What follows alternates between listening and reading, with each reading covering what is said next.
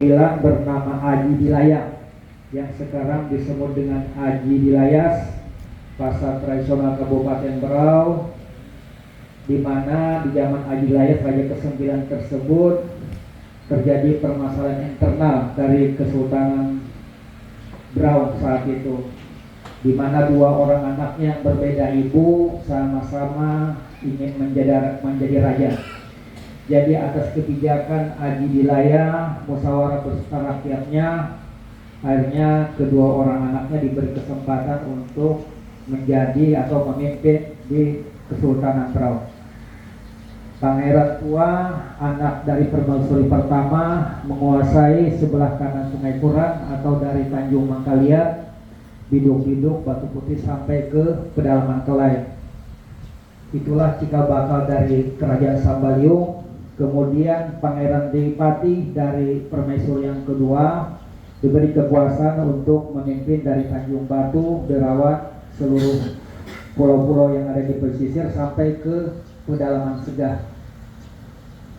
Jadi para hadirin, daerah Segah kiri kanannya itu adalah termasuk kekuasaan Pangeran Dipati atau kekuasaan dari Kesultanan Gunung Tabur sampai saat ini. Kemudian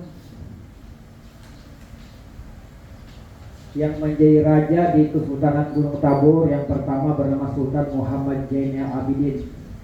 Jadi Sultan Muhammad Zainal Abidin ini Pak membangun istana bawah kolongnya kurang lebih 4 meter tingginya. Namun istana itu hancur karena dimakan usia. Sesudah itu yang menjadi raja berikutnya Sultan Muhammad Badaruddin. Yang ketiga Sultan Haji Kuning Ghazi Mahyuddin. Yang keempat Sultan Muhammad Amiruddin. Yang kelima Sultan Muhammad Hasanuddin. Yang keenam Sultan Haji Kuning. Haji Kuning ini juga karena ada masalah internal, karena adu domba Belanda, dia mengungsi ke Tanah Kuning sampai yang diberi nama Kubuan. Itu adalah saudara sepupu dari Sultan Hasanuddin, raja yang kelima. Dia diangkat menjadi raja yang keenam. Dikatakan oleh Belanda dia bukan seorang raja, dia adalah wakil sultan. Timbullah bentrok antara Nuddin dan Sultan Muhammad Siranuddin seperti itu. Kemudian berikutnya ke-8 Sultan Muhammad Siranuddin memerintah 1892-1921. Yang ke-9 digantikan oleh anak Sultan Muhammad Siranuddin namanya Sultan Ahmad Maulana Muhammad Khalifatullah Jalaluddin. Para hadirin undangan, ini adalah salah seorang dari Raja Gunung Tabur yang membuat surat yang melegalitaskan atau mengaktekan atau dalam bahasa sekarang mensertifikatkan lahan kita di zaman Belanda. Jadi masa pemerintahnya 1921 sampai 1951. Sesudah Ahmad Maulana, anaknya yang menjadi pangeran, diberi gelar Pangeran Badarudjaman, meninggal di usia 18 tahun. Akhirnya yang menjadi raja sesudah Ahmad Maulana adiknya Sultan Haji Raden Muhammad Ayub. Dia ini Raja Gunung Tabur yang terakhir, kemudian Bupati.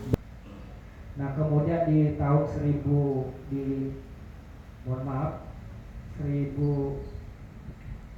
yang sesudah Sultan Haji Raden Muhammad Ayub, dia diangkat menjadi Bupati 1952 sampai 1960.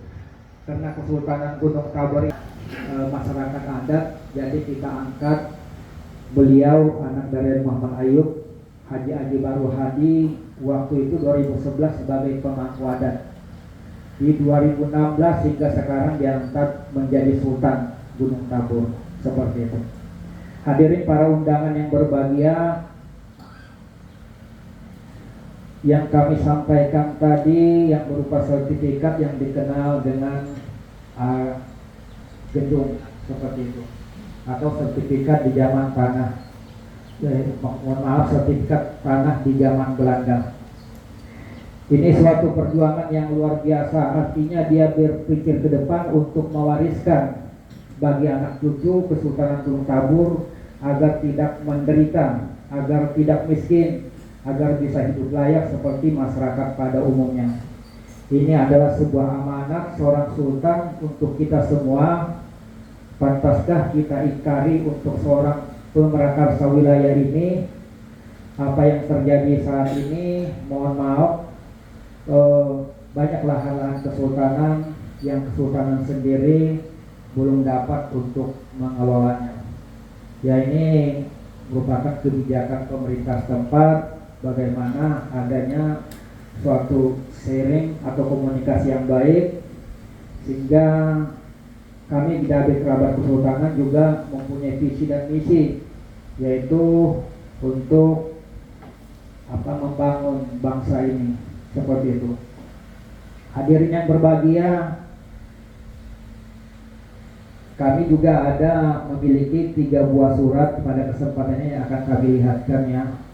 Ya, ini ada 3 buah surat. Ini menjadi dasar adanya agendum yang di lahan-lahan yang ada di Kabupaten Berau. Ini surat dibuat sekitar 1892, seperti itu. Mungkin akan kami bacakan ya, karena ini surah Arab Gundul. Mohon maaf atas waktunya sebentar. Ini kami bacakan bunyi salah satu dari surat, bahwa kita Sri Paduka Tuan Sultan Muhammad Syarifuddin Kerajaan Gunung Tabur dan sekalian menteri-menteri mengurniakan sebidang tanah kepada Pangeran Adi Kesumaningrat, Menteri dari Kerajaan Gunung Tabur, dengan mengecualikan segala orang lain memperkebuni atau membuat barang sebagian yang berwatas seperti yang tersebut di bawah ini. Maka kedudukannya itu tanah sebelah kiri mudik Sungai Mahkam dan lebarnya dari kanan mudik Sungai Luangbang terus ke pinggir kiri mudik Sungai Barutun, dan panjangnya mulai dari muara Sungai Sidung hingga Kubangan Lembu. Pasal 1, adapun tanah yang sudah kita kurniakan apa jua sukanya bertanam tanaman atau menyewakan kepada siapa yang dia suka, maka kita tiada campur asalkan jangan melanggar kekuasaan Kanjen Government Tanah Hindia Nederland yang tertulis di dalam surat perjanjian dengan Kerajaan Gunung Tabur. Dan jika yang pegang surat ini meninggal dunia, jatuh kepada ahli warisnya. Pasal 2, jikalau tanaman-tanaman itu sudah dikeluarkan, melainkan wajib akan bayar hasil kepada Tuan Sultan Gunung Tabur dengan 10%, seperti itu. Cap Datu Bandahara, tanda tangan Sultan Muhammad Siranuddin.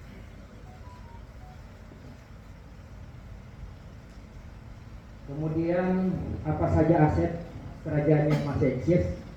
Pertama, keraton sebelah museum Batu Wakal, sebelah kiri bapak-bapak atau sebelah kanan kita, 1948, 2 tahun sesudah Perang Dunia Kedua. Karena istana yang dibangun oleh Haji Kuning ini hancur 1945. 2 tahun kemudian dibangunlah istana itu yang kita kenal dengan keraton. Yang kedua, adanya masjid tua yang bernama Masjid Imanuddin, dibangun tahun 1271 Hijrah atau 1851 Masehi. Ini masjid tertua di Kabupaten Berau. Kemudian adanya makam raja.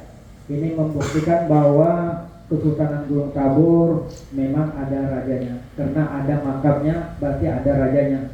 Nah, kalau di luar sana mengatakan bahwa Gunung Tabur tidak ada rajanya, nah inilah yang menjadi tanda tanya bagi kita. Padahal anak cucunya sampai saat ini masih hidup, seperti itu.